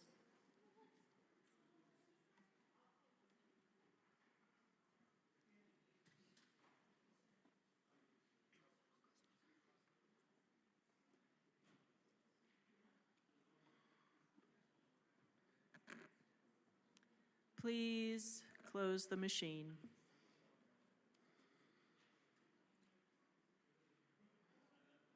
Mr. Schiebel, please read the title to House Bill 1197. House Bill 1197 by Representatives Smith and Taggart, also Senators Amabile and Ball, concerning requirements related to electrical assisted bicycles offered for sale in the state. Madam Majority Leader. Madam Speaker, I move House Bill 1197 on third reading and final passage. The motion before us is the adoption of House Bill 1197 on third reading and final passage. Mr. Schiebel, please open the machine and members proceed to vote.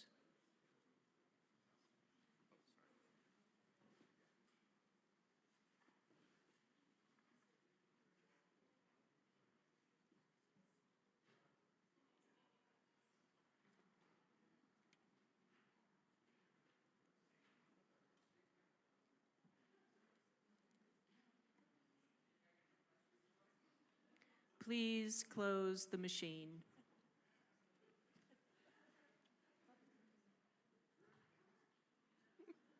With 46 ayes, 16 no, and 3 excused, House Bill 1197 is adopted. Co-sponsors.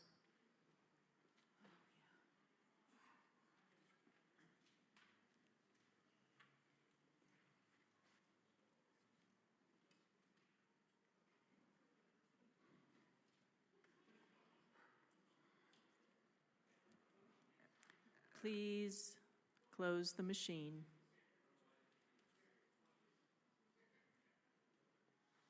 Mr. Schiebel, please read the title to House Bill 1266.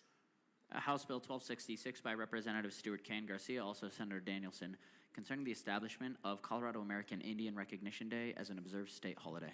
Madam Majority Leader. Madam Speaker, I move House Bill 1266 on third reading and final passage. Representative DeGraff.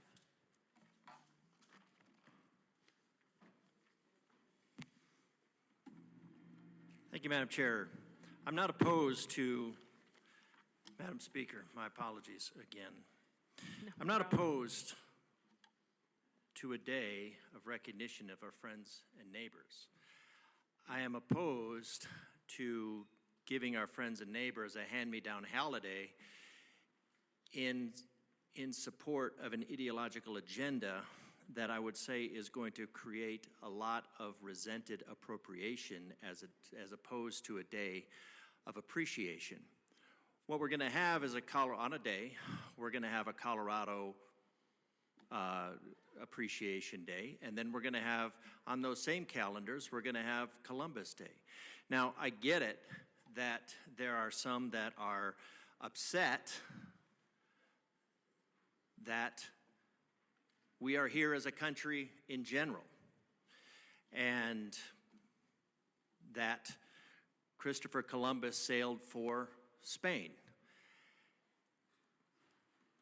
But we don't look at history just necessarily as a glossing over, or, I mean, history has the good, bad, and the ugly. And we need to remember all of it. Now, when Christopher Columbus, he didn't discover America. He didn't intend to. He intended to go all the way around and get to the Indies. But he was an accomplished. He was called Lord Admiral. He was one of, if not the best, sailors. And he was praised by his crew. And we've celebrated Christopher Columbus by his character, by his accomplishments, whether you like those accomplishments or not. Well, he didn't discover America. There were indigenous Americans here at the time. The continent had been discovered by Europe by the Vikings before. There's a lot of mishistory about our founding. So it's not a matter of that. So again, my opposition is because it's going to create an adversarial relationship. And I can't say that I'm not suspicious that's the intent, but I won't speak to that. So his voyage was unprecedented. He left an area that was known, where he was an accomplished sailor, and set out. It's a difficult feat now with all our equipment, and he did it.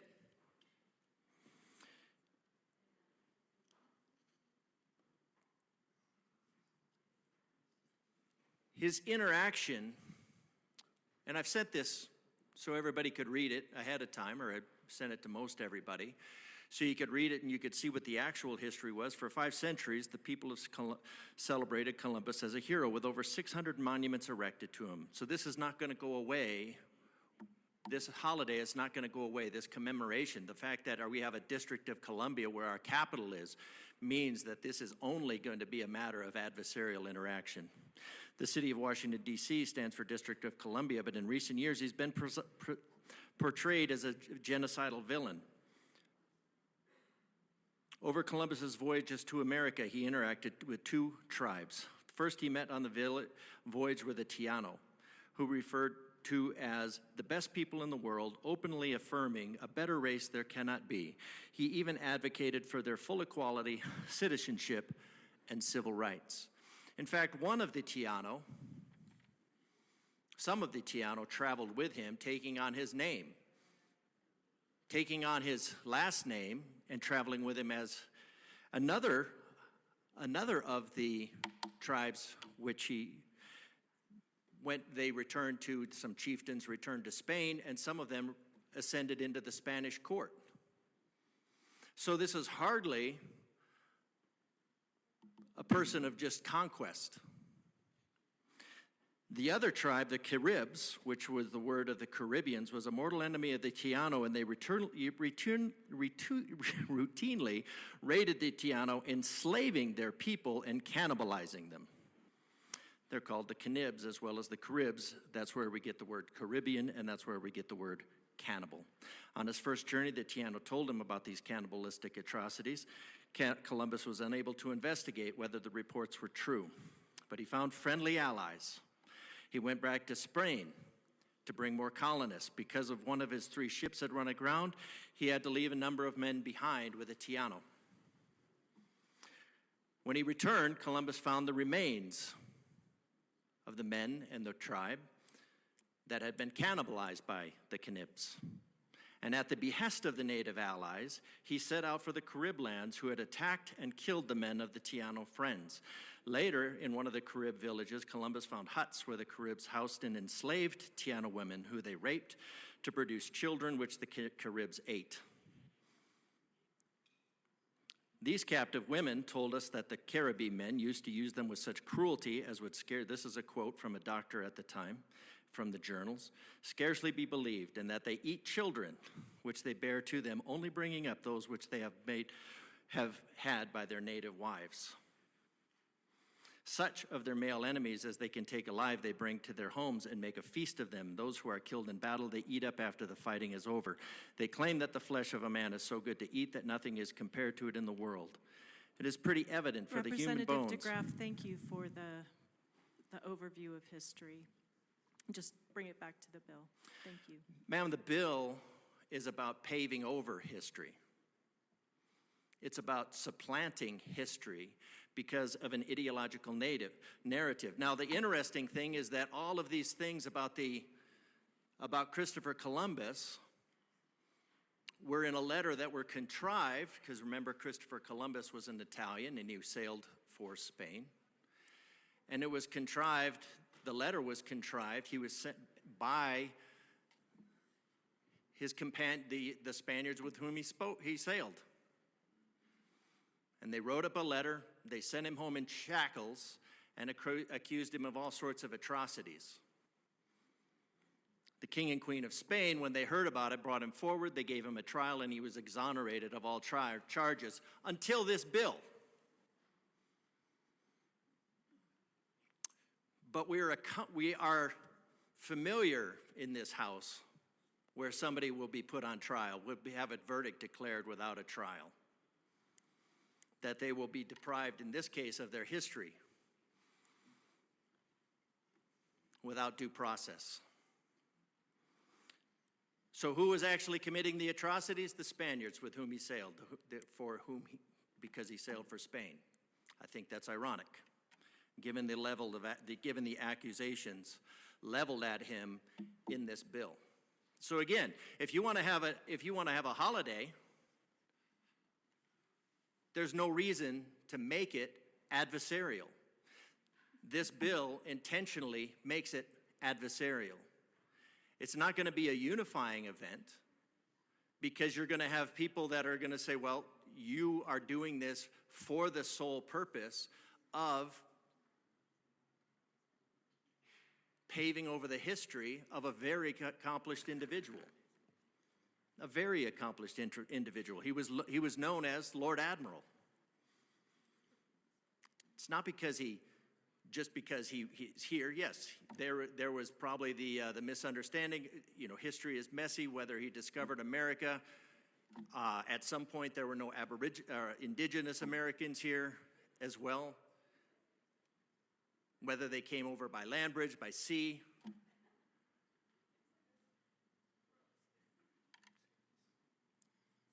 Columbus liberated enslaved women in the huts and proceeded to fight the Caribs wherever they engaged him. Representative DeGraff, you have 1 minute remaining. Thank you, Madam Chair. Speaker, my apologies again. One of the natives chose to return, became his translator. Another went on to the court of Spain. Tragically, the leaders who came after Columbus failed to restrain their barbaric behavior of the Spanish settlers, who went on to commit many well-documented atrocities. So we don't have to pave over the name of a good man to protect the name of those who committed the atrocities. The gold that was in question was earmarked for the liberation of Jerusalem. Columbus didn't take any. So if you want an adversary, if you want to create conflict between groups, this is a great way to do it. If you want to have a time of liberation. Representative DeGraff, your time has expired. Representative Garcia.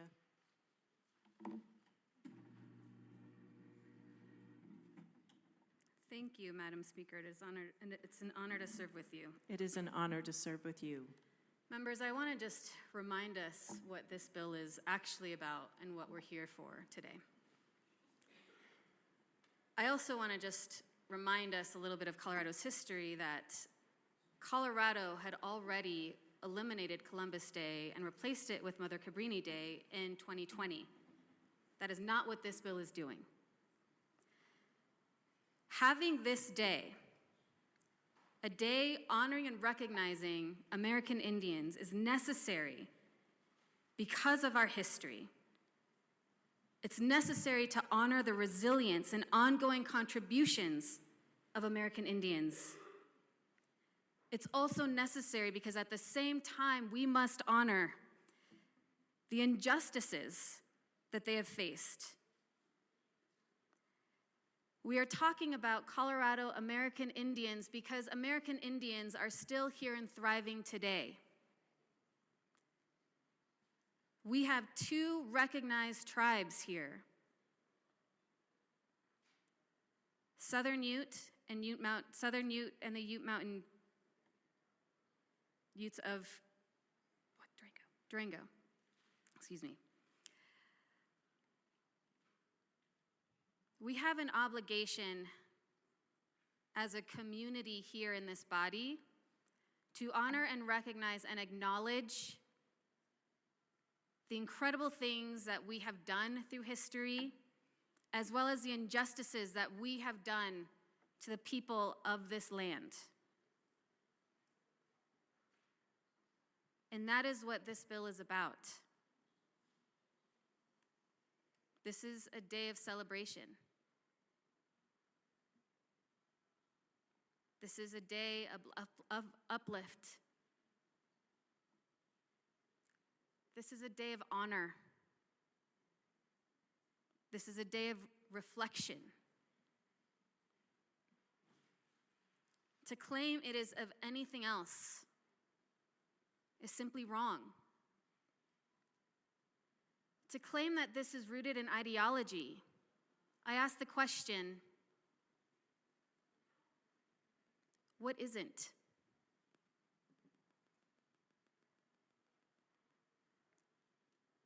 Everything we bring into this building, our own political leanings, our belief systems, are an ideology. When has that become such a bad word?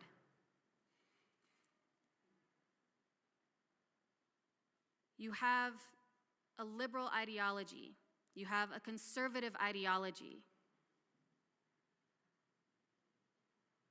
That is what shapes the policies that each and every one of us work so hard to pass for the people who we represent and the people who have asked us to do so. Representative Garcia, I want to give you leeway because that was brought up by the previous speaker. Just bring it back to the bill. Thank you, Madam Speaker. I want us to remember that this bill came to us from those who are registered tribal members. This bill came to us this year and years and years and years. And this year, colleagues, is a year we can finally get it passed.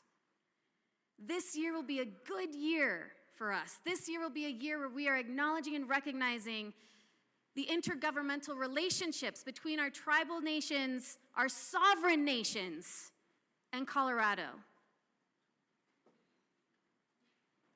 Let's not let that pass us by. Please vote yes.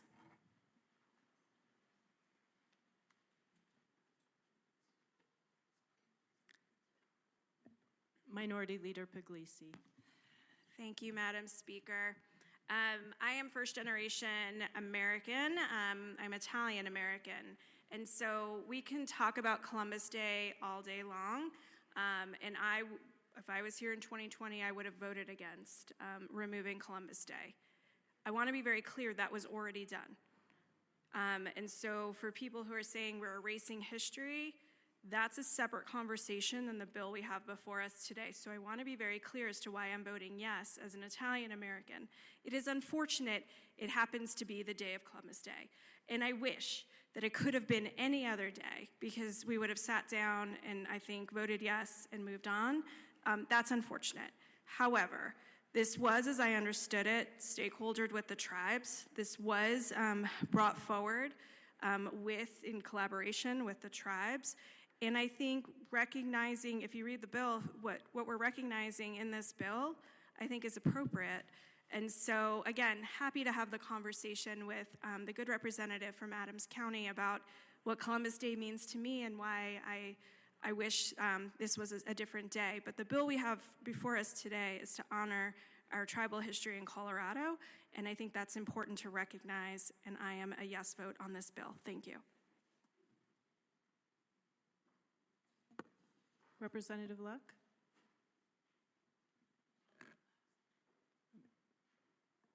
Would you like to speak? Representative Stewart?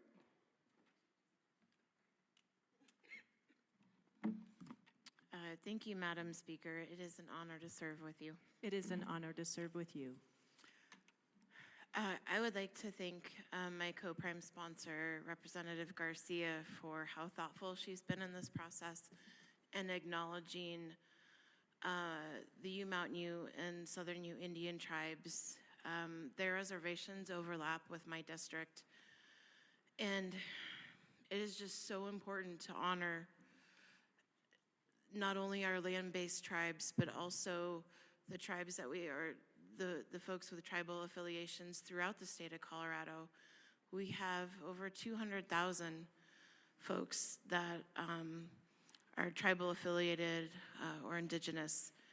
And this holiday is just an important step in honoring the commitment that the state of Colorado has to building better relationships with the folks that came long before us, long before we were in this building and long before Colorado was a state. So I urge an aye vote, please, please.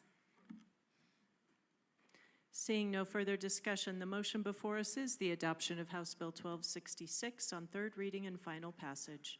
Mr. Shebel, please open the machine and members proceed to vote.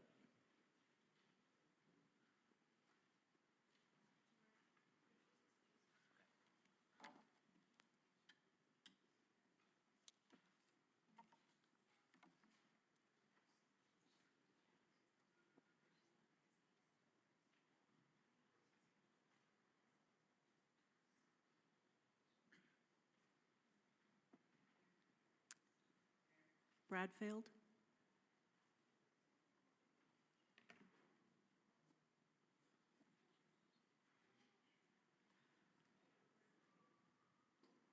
Please close the machine. With 50 aye, 10 no, 5 excused, House Bill 1266 is adopted. Co-sponsors.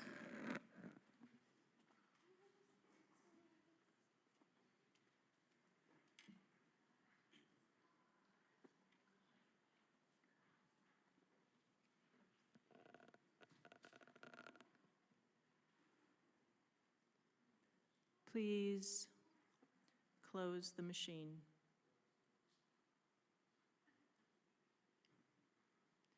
Mr. Shebel, please read the title to House Bill 1217. House Bill 1217 by Representative Soper and Tatone, also Senators Catlin and Roberts, concerning protections for consumers who utilize funeral services and in connection therewith, distinguishing transportation protection agreements from pre-need contracts, establishing a violation under the Colorado Consumer Protection Act and under the Mortuary Science Code for a funeral director who commits theft of a client's money, and changing the date by which an applicant must demonstrate 4,000 hours work experience to receive a provisional license. Madam Majority Leader. Madam Speaker, I move House Bill 1217 on third reading and final passage. The motion before us is the adoption of House Bill 1217 on third reading and final passage. Mr. Shebel, please open the machine and members proceed to vote.